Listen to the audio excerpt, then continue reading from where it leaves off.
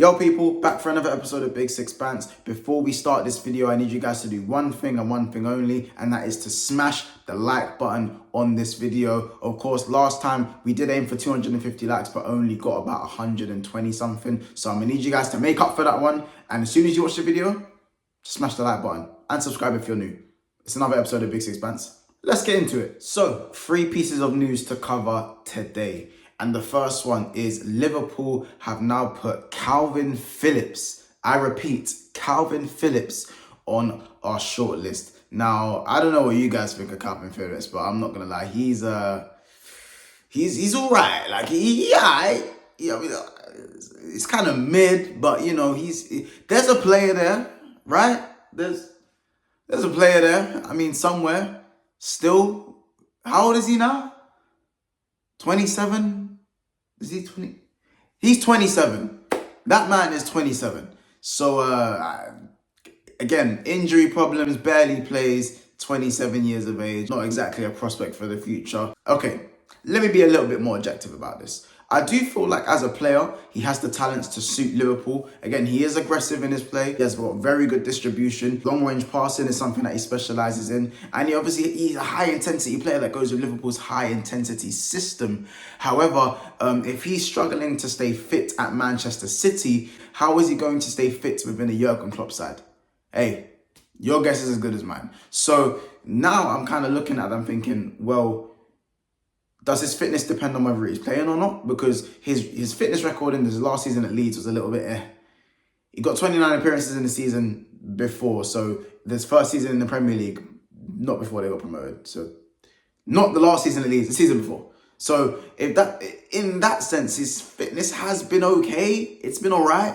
But for City, it's just not really been there. So for City, it's not really been there. So do we now have to look at that and go, because he's not playing, that's why maybe he's struggling to stay fit? I mean, at the moment he's fit, he's just not good enough to play. But at the same time, who is going to play over Rodri? Like, that guy is a machine. He is playing pretty much 36 to 38 games in the Premier League a season. He is the best DM in the league, in my opinion. And it's like Liverpool going and saying, oh yeah, to a right winger, do you want to come play for Liverpool? What's the point? You're going to be sitting on the bench the whole time. So, same thing with Rodri. You're going to be sitting on the bench the whole time.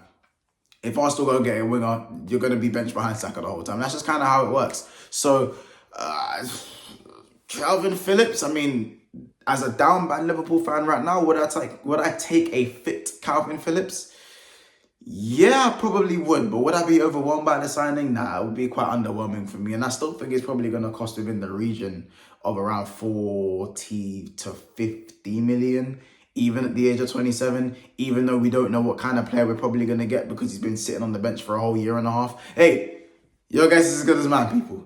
Your guess is as good as mine. The second thing that we're here to cover is obviously the links to Ryan Gravenberch from Bayern Munich, obviously formerly of Ajax.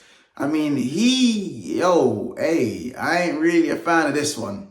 Do you know what I'm saying? I mean, he built like Fabinho, but he don't really play like Fabinho. He's more of an 8 / kind of a 6 if you really want to mold him into that type of player. It don't really move the needle for me. And it's more that sort of that down bad stuff for Liverpool. So in terms of this whole DM thing, Gravenberch doesn't really seem like the guy that we need. Could he work as an 8? Probably. Do we have enough 8s? Absolutely. Is he going to play with Szoboszlai, McAllister, Curtis Jones, Thiago? No, he's not. It's not going to happen. So, again, kind of like a pointless link for us. I just don't really get it. I don't really see how it would benefit us. Maybe it was kind of one of those signings where you bring him in as an 8, but you convert him to a 6. Kind of like how Gakpo came in as a left winger / maybe striker, and he's kind of been playing in the false 9. That could happen. Things can happen, things can change, players can adapt to new positions, but I'd rather us buy someone who is more just tailor-made for the position. Does that not make more sense to you guys? Buy someone that's tailor-made rather than just going and getting a guy that's just kind of in demand, who's had a bad season and the club doesn't really know if they're going to play him or not, but on the outside they're saying they're going to play him. I don't know. This whole situation at Bayern Munich's a little bit janky to me. Something I'd stay away from. So yeah, Gravenberch for me, not really a massive fan, but listen, if he was to come through the door, of course I'm going to have to support him. My expectations just won't be that high. It's just that simple.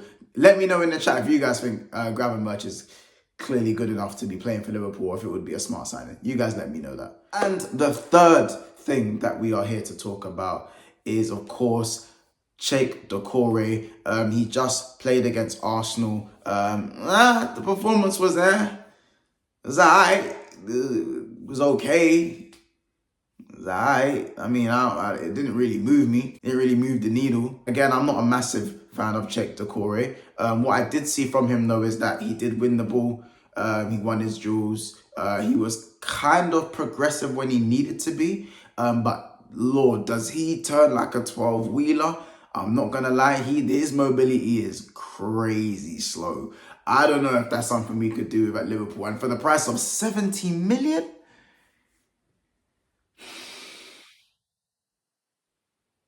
Ain't no way. Ain't no way.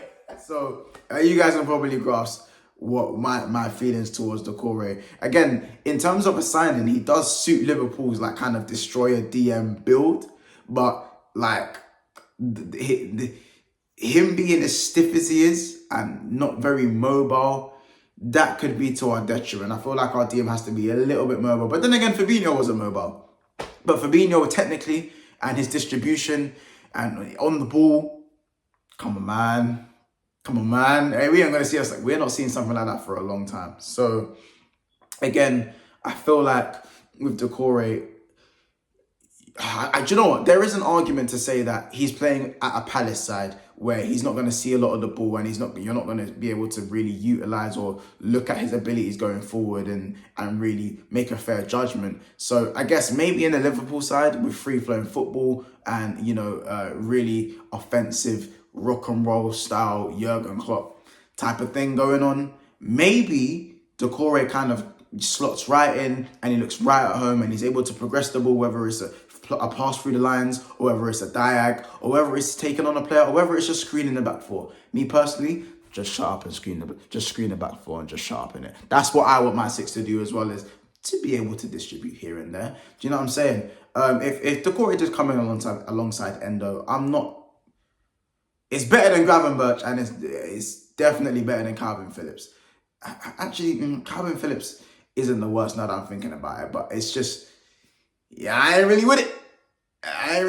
So, that's one thing. And the last thing is that, reports are coming out that Jurgen Klopp actually is happy with Endo as our DM, our starting DM, and that we will not be signing any more midfielders going forward in the transfer window.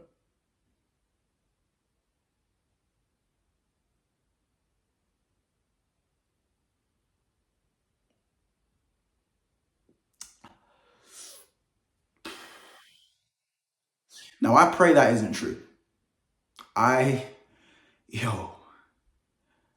It's been about 2-3 episodes since I've last had a meltdown and about the ambition of the club and my opinions on Klopp's talent ID sometimes.